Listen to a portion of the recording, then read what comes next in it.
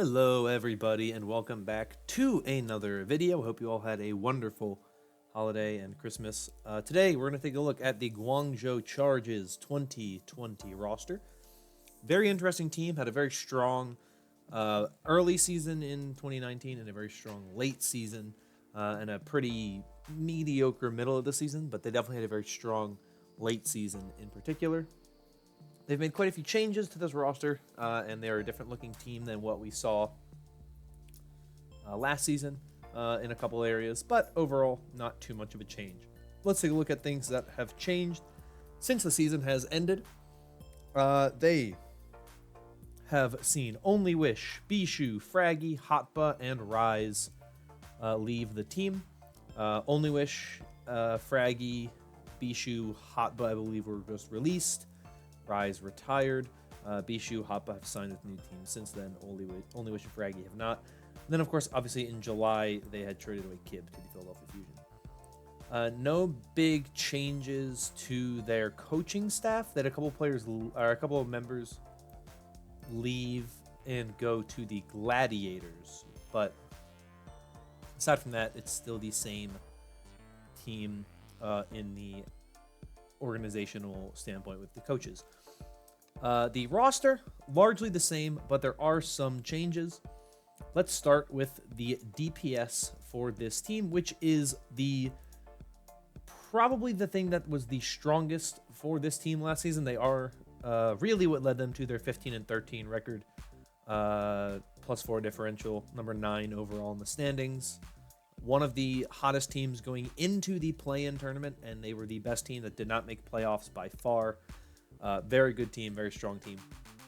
So we take a look at this team and their DPS in particular. Of course, you have Eileen, Happy, and Nero. And really, we see Happy and Nero kind of the main two here, but Eileen comes in when they need, certain heroes. And I think he is their Doomfist player. More so than Nero is, I believe so. If we're in a very Doomfist heavy meta, we will probably see either Nero Eileen or Happy Eileen. I think Eileen is the hero or the player that, if the Doomfist meta is there, is going to stay in. But Nero was one of the reasons why this team had such a surge in success late in the season. He was eligible to play late in the season. His birthday is May 31st, so June 1st, or I guess May 31st. He was eligible to play, and he was one of the stronger players at the time. Very good. He was very impressive last season, and he definitely was a main part of this team's success down the stretch. So having a full season with Nero, I think, is a really big benefit for this team. I think he'll do very well. I think he is a very good player. Possibly the best American DPS player currently, other than Sinatra. I mean, you could argue that he's better than Corey, but that's an argument that, they also play different heroes. Corey is a hit scan player. Nero is a flex DPS player, projectile DPS player. So they play different heroes, so it is what it is. But Nero, last season, was definitely one of the best players on this roster. This is a very strong damage trio here. It's funny because they're all from different countries. You have Nero from the US, you have Happy from South Korea, you have Eileen from China, but they all work very well together. They've figured out what they're doing, and they play very well. So I'm not worried about their damage dealers. I think it's the strongest part of their team, and I think they will do just fine going forward. Their tank line, very interesting. Obviously, Hotba no longer with the team, very successful player for the Philadelphia Fusion. I think a strong member of this team as well back in 2019. But now they have Rio still as their main tank. I believe he is going to be just as he was last season. Rio was never, to me, the most impressive of main tank players. He's okay. I think he does his job well. He doesn't make a lot of mistakes that are holding this team back. He is a solid player who does his job when it's needed to be done. And I think that's really the strength that he provides this roster, is he's a solid player. Main tank is the kind of role that I think you just need to have someone who does the job well enough. I don't think you need a Gushui or a Super or a Mono. You don't need a superstar, big personality, really just like changes the game main tank. if you have other ways to win. And with this team, I think they're going to be playing around their DPS, just like I think the Washington Justice are going to play around their DPS. When you have a really solid DPS lineup, you're going to play around that. Just like how New York in the 2018 season knew that Jonak was their strength, they played around Jonak, and he is what enabled them to win. So when Jonak couldn't really perform well, if the meta didn't suit him, they didn't have as much success. So it is something you have to be wary of, obviously, and be careful that you don't get caught in a situation where you're putting so much emphasis on your damage dealers and you get to a meta where damage dealers are really weak. Obviously, now that you've rolled Q, they're never going to be that weak because they have to be there. So you're going to pick the ones that are the best. So we'll see how it goes, but I'm not too worried about Rio. He was a solid player last season. Not the best player, but very good and helped lead this team to a very successful season as a whole. On Flex Tank, they bring in Krong from O2 Blast. Now, interesting thing about Krong is he has some history playing with a number of Overwatch League players, actually. Krong used to play for Rox Orcas, which was a team back in 2017. The likes of which we have seen a number of players from that team go to the Overwatch League in various different forms. An interesting one is Ty Dalla, who was with the team until August of 2017. Krong joined the team in May of 2017, was there till September of 2017. And Ty Dalla is actually one of the coaches for the Guangzhou Charge. So there's some little bit of history there with Krong and Ty Dalla. Guardian was on this team. Obviously, he was with the Shanghai Dragons for a time. Didn't really play, but he was with the Shanghai Dragons. But Krong played, obviously, for Rox Orcas. Rox Orcas, actually, as I mentioned, a lot of different players that joined the Overwatch League. Striker came from Rox Orcas. One of the best players in the Overwatch League in 2018 came from Rox Orcas. Geggery was on Rox Orcas, or Rox Orcas. Aid, who, of course, played a little bit for the Toronto Defiant, and then now is a coach for the Paris Eternal.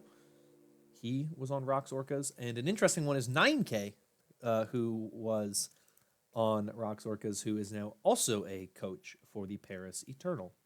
He's the general manager, actually. So very, very oddly successful team that didn't really do a lot, but a lot of every player that was on that team has gone on to do something, which is really interesting.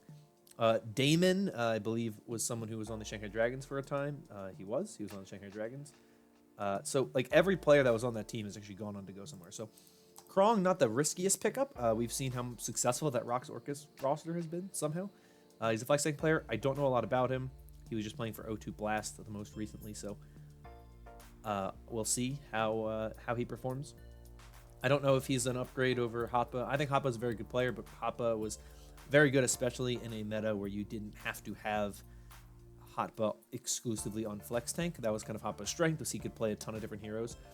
Krong, I think, is more of your traditional flex tank, much safer in that regard, where you can just have him on the heroes that you need him to play, which in this case is the flex tanks. So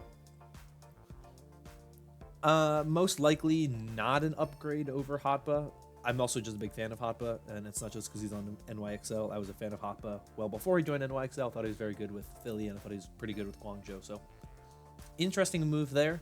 But Krong, I think, is a pickup that they made for a reason. I think they feel confident. And when you have Ty Dalla working with him, someone who he has had experience with, for several months at one point in time, I think you have potential there for someone who knows what they're doing and knows a player when he sees him.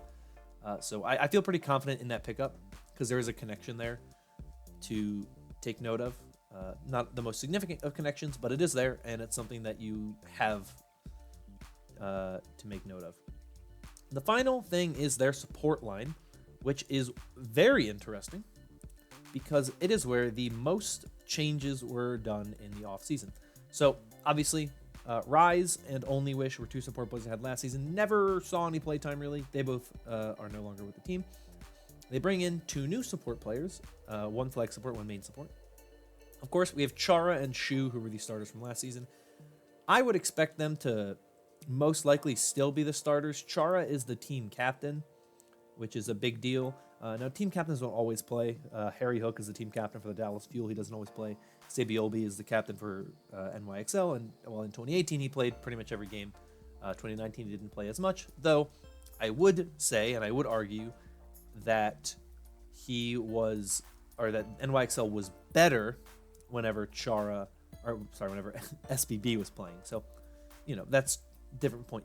But team captains don't always play. But I think in general, they are the players that they try to keep playing. So, Chara, of course, their main support. Shu, very strong flex support, had a very good season last season. I'm excited to see what more we get out of him going forward. So I'd expect Chara and Shu to likely still be the starters. But as I mentioned, they do bring in a couple of new support players. They bring in Wia from China. He is a flex support player. He also plays a little bit of flex tank, weirdly enough. So that might be why they brought him in, because he has a little bit of flexibility in that regard, where they can put him in on Diva or Zarya if they feel like they need to. If for some reason Krong is not performing very well, that's something you can always do. But he was with the Guangzhou Academy team, T1WGZA, which is, I believe, the one winner Guangzhou Academy, I think, if I remember correctly.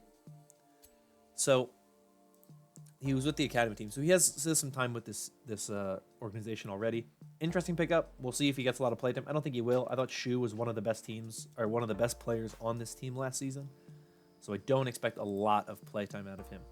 The very interesting support pickup for this team is Neptuno, of course, formerly of the Philadelphia Fusion, one of two players from Spain in the Overwatch League, if I remember correctly. And he is with the Guangzhou Charge now. I don't know if he will be playing much in the upcoming season. Now, I think if they run a lot of Pharah Mercy, we may see a lot more Neptuno, because I think Neptuno, arguably the best Mercy that we had in 2018 of all the Mercies in the league. So a very good player, a very successful player, someone who I definitely think is not someone to laugh at, and I think there's a reason they brought him in. He's also a veteran, right? He brings in some experience. This was the youngest roster last season, if I remember correctly. I believe it was the youngest roster last season. You bring in Neptuno, right? He's not old. He's actually, for an Overwatch League player, he's pretty old. He's 27. He's one of the oldest guys in the league.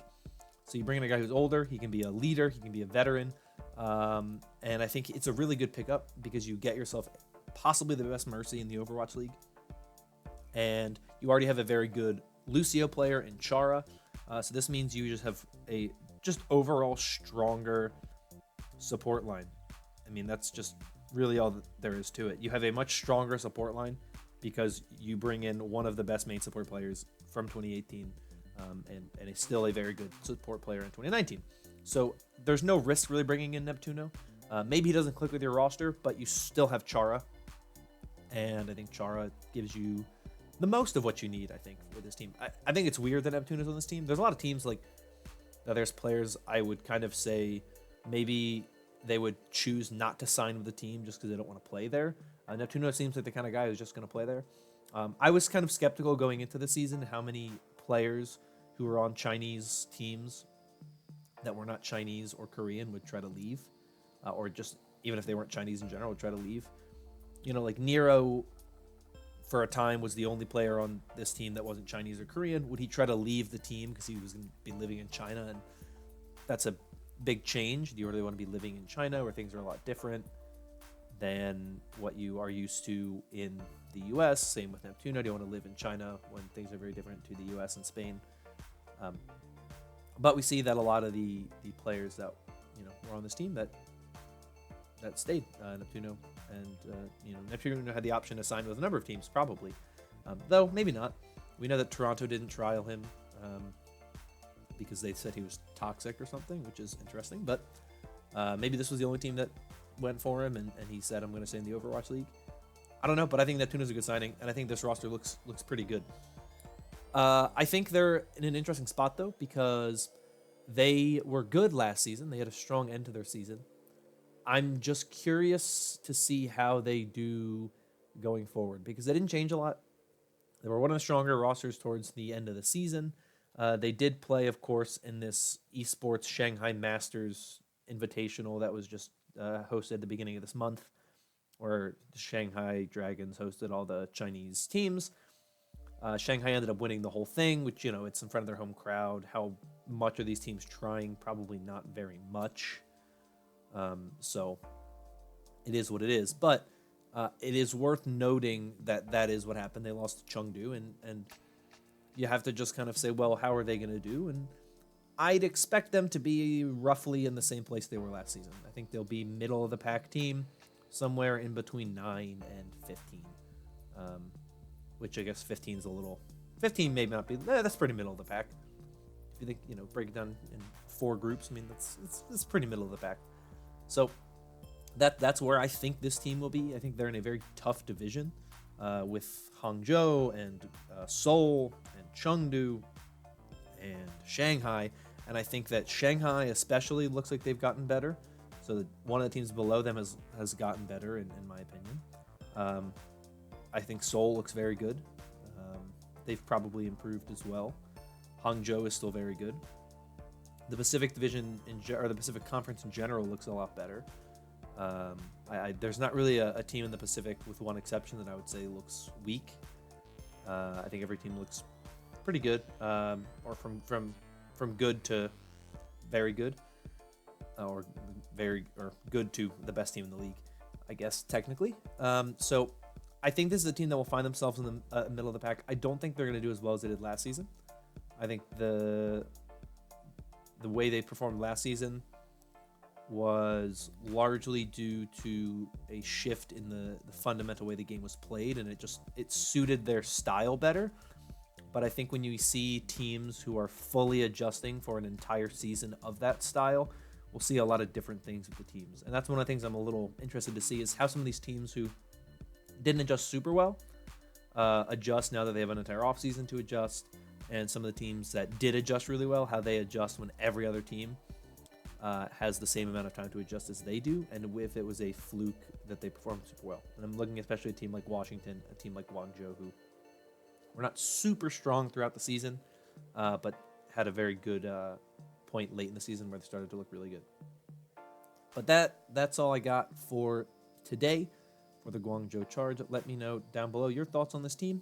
If you thought I missed anything, let me know what you think. Or if you disagreed with anything I said, agreed with anything I said, whatever it is you want to talk about, I would love to hear from you in the comments down below. But that is all I have for you today.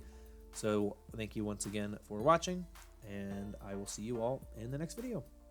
Okay, everyone, bye-bye.